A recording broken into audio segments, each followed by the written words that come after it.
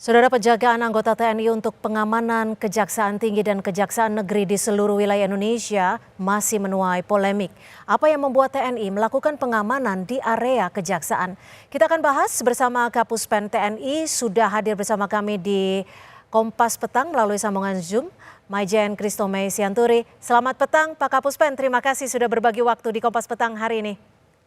Selamat sore Mbak Cynthia, apa kabar? Selamat sore, kabar baik. Terima kasih Pak Kapuspen. Pak Kapuspen, ini untuk pengamanan di Kejaksaan, mungkin bisa dibagikan informasi kepada kami. Ini sebenarnya inisiatif dari TNI atau memang ada permintaan khusus dari Kejaksaan Agung, Pak Kapuspen?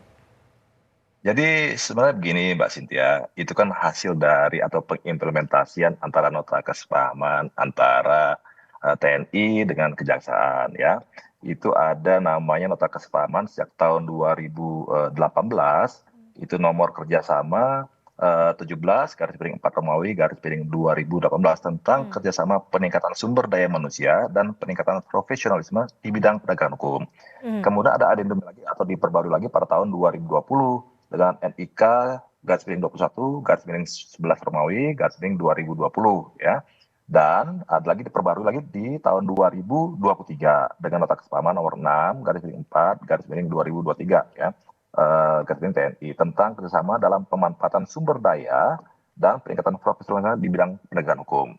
Nah, itu makanya kenapa ST atau surat telegram itu dikeluarkan oleh TNI dalam rangka mengakomodir, dalam rangka pengejawantahan dari nota kesepahaman itu. Karena di nota kesepahaman itu ada 8 ruang lingkup. Salah satu yang kita bisa lihat adalah yang poin C adalah mengatur penugasan prajurit di lingkungan Kejaksaan RI, dan yang F, dukungan dan bantuan personel TNI dalam pelaksanaan tugas dan fungsi kejaksaan. Nah, kalau kita berangkat dari undang-undang TNI sendiri, di mana kita bisa dasar hukumnya, kita masuk kepada pasal 7 ayat 1 tentang tugas pokok TNI, yaitu melindungi segenap dan seluruh tumpah darah Indonesia dari ancaman dan gangguan terhadap keutuhan bangsa dan negara. Kemudian pasal 7 ayat 2-nya Undang OMSP, yaitu membantu tugas pemerintahan di daerah. Kejaksaan termasuk bagian dari lembaga pemerintah yang di bidang penuntutan. Nah itu Pak ya. Kemudian kita naik ke Undang-Undang Kejaksaan sendiri. Undang-Undang nomor 11 tahun 2021. Kemudian ada Perpres nomor 15 tahun 2021 tentang organisasi dan tata kerja Kejaksaan RI.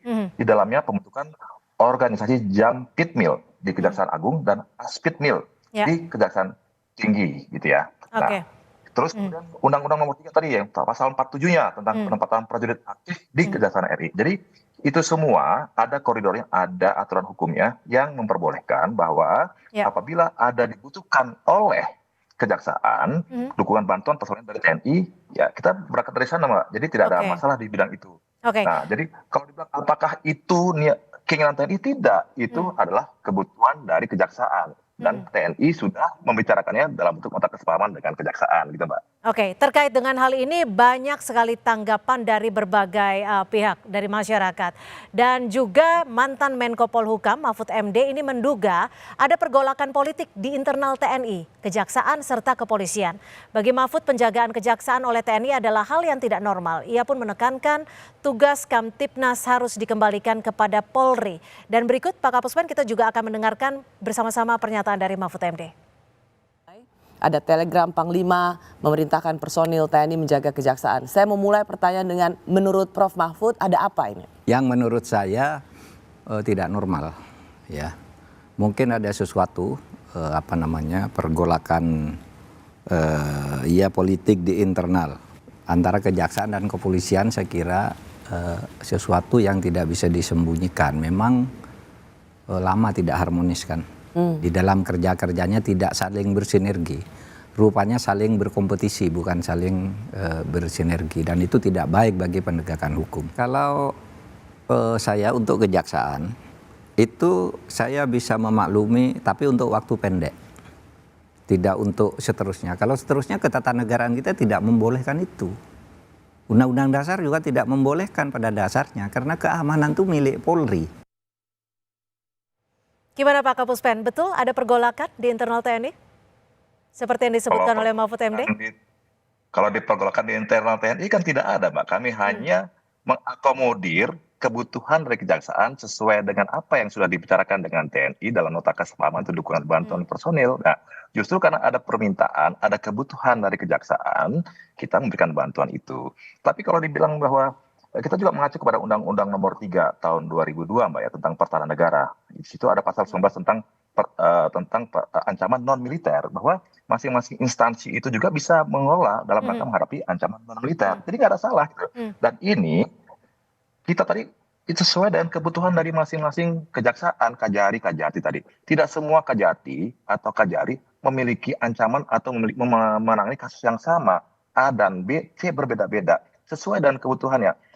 TNI hanya memberikan koridor dalam surat telegram itu apabila kajari membutuhkan pengamanan. Ingat ya, membutuhkan Artinya pengamanan. permintaan dari pihak kejari ataupun kejati gitu ya Pak Kapuspen ya? Ya betul. Ya. Kalau nggak butuh nggak ada masalah gitu, Pak. Oke. Jadi kajari itu butuh kita kasih 10. Kalau mau maksimal 10. Kajati juga kalau membutuhkan kita kasih 30 gitu ya. Tapi kalau nggak dibutuhkan karena nggak ada ancaman kepada jaksa atau kepada kantor kejaksaan, ya nggak ada masalah gitu. Ancaman juga harus dilihat, Mbak. Ancaman yang bagaimana gitu kan. Kalau misalnya ada ancaman yang bersifat menggunakan kekuatan bersenjata, baru kan kejaksaan minta bantuan TNI. Kalau nggak ada ancaman untuk itu, ya ngapain gitu, Mbak. Kalau toh yang mengancam kejaksaan pasti orang-orang yang bermasalah pada kejaksaan. Kan gitu, Mbak. Orang baik-baik kan nggak ada masalah. Ngapain urusan kejaksaan? Nah, gitu, Mbak. Oke. Nah, tapi begini Pak Kapuspen, apakah TNI sendiri nantinya akan mengusut dugaan dari pembocor telegram terkait penjagaan TNI di kejaksaan? Ini seperti apa nanti dari Pak Kapuspen penjelasannya? Ya, namanya surat telegram itu apalagi sebenarnya surat telegram biasa yang bukan rahasia atau konfidensial atau sangat rahasia kan surat telegram itu. Tapi surat telegram itu kepada siapa peruntukannya? Oke, dari Mabes TNI kepada Kasat misalnya, Kasat kepada para pangkat utamanya. Kok bisa jatuh kepada tangan yang bukan peruntukannya? Kan itu. Saya bersurat kepada Mbak Cynthia misalnya, kok jatuhnya kepada si C gitu kan? Kan salah alamat nah gitu. Ya. Itu dari siapa orang-orang ini yang bisa mendapatkan TST itu tanpa bukan peruntukannya gitu, Mbak. Itu aja. Oke, artinya akan tetap diusut ya oleh TNI sendiri ya? Ya pasti dong, mungkin ada di tempat kami juga yang mengirimkan telegram itu keluar kan itu kita sedang tetap cari itu nanti. Kan bukan tugas dia untuk menyampaikan itu kepada media misalnya. Ya. Nah, gitu. Akan ada sanksi ketika nanti pihak tersebut sudah diketahui?